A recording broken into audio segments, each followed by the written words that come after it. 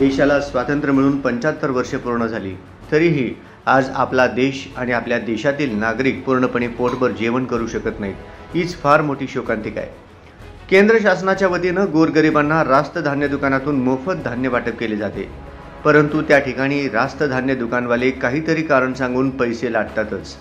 परंतु शिल्लक राहिलेले हे गोरगरिबांचे धान्य, हेच काही लोक फुकट मिळालेले हे धान्य 17 ते 18 रुपये किलो दराने विकत असल्याचे प्रत्यक्षदर्शींनी सोलापूर शहरामध्ये स्टिंग ऑपरेशन दरम्यान SB न्यूज चॅनलच्या निदर्शनास आणले आणि त्यानंतर त्यांनी या सूत्रधाराला पकडले असता त्याची बोबडी वळाल्याचं दिसत आहे. देशातील, राज्यातील, शहरातील, गावागावातील अनेक गोरगरिबांना आजही अनाज म्हणजेच अन्नधान्य मिळत नसल्यामुळे उपासमारीचे जीवन जगावं लागत आहे. तरी अशा प्रकारे मोठ्या प्रमाणात काळा बाजार आणि धान्य विकत घेऊन स्वतःची तुंबडी भरणाऱ्या या दलालांवर कोणीही कारवाई करत नाही. त्यामुळे या टोळीला रंगेहात पकडले आहे. त्यामुळे पुढील काम पोलीस प्रामाणिकपणे करतील का अशी शंका निर्माण झाली आहे. परंतु अशा प्रकारे गोरगरिबांचे तोंडातील अन्न असे काळा बाजारात विकले जात आहे, याचा सोक्ष मोक्ष लागलाच पाहिजे, याची चौकशी झालीच पाहिजे अशी मागणी तमाम सुज्ञ नागरिकांतून होत आहे. आजही आपल्या देशातील लाखो मुलांना सकस आहार मिळत नसल्यामुळे त्यांचे प्रचंड मोठी उपासमार होत असून त्यांना अर्धपोटी जीवन जगावं लागतं. तरी सुद्धा आपले सरकार आत्मनिर्भर भारतच्या मोठ्या गप्पा मारते. अच्छे दिन,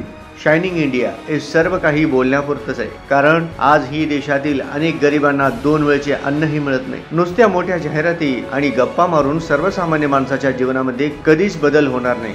हे त्रिकालबाधित सत्य असलं तरी शासन आणि प्रशासन याकडे कधी लक्ष देणार? गोरगरिबांच्या हक्काचे अन्नधान्य अशा प्रकारे काळा बाजारात विकले जात असताना यावर किती दिवस पांघरून टाकले जाणार? देशात मोठ्या प्रमाणात वाढत असलेला भ्रष्टाचार कधी थांबणार? मोठी लांबलचक भाषणे देऊन भ्रष्टाचार थांबेल का? कायद्याचा धाक दिसेल का? गोरगरिबांना अन्न, वस्त्र आणि निवारा या मूलभूत गरजा शासन कधी देणार? नुसत्याच मोठमोठ्या घोषणा देऊन, जाहीरनामे, वचननामे देऊन मते घेतल्यानंतर सरकार मात्र दिलेले जाहीरनामे दिल्लीत बसल्यावर सोयीस्कर विसरत असल्याचे चित्र आहे. नुसत्याच सोलापूर शहर आणि जिल्ह्यामध्ये लाखो रुपयांचा गहू आणि तांदूळ काळा बाजारात विकला जात असेल, तर महाराष्ट्रात किती कोटीचा विकला जात असेल? आणि हा फार मोठा भ्रष्टाचार शोधून काढणे गरजेचे आहे. आणि त्या दृष्टीनेच SB न्यूजच्या वतीनं हा पहिला प्रयोग यशस्वीपणे राबविण्यात आला असून त्याचे पडसाद संपूर्ण राज्यभर उमटतील यात तीळ मात्र शंका नाही. सर्वसामान्य माणूस, गोरगरीब माणूस व्यवस्थितपणे 2 वेळचं जेवण करेल याच हेतूनं शासनाने रास्त धान्य दुकानातून मोफत गहू आणि तांदूळ देण्याची सोय केली.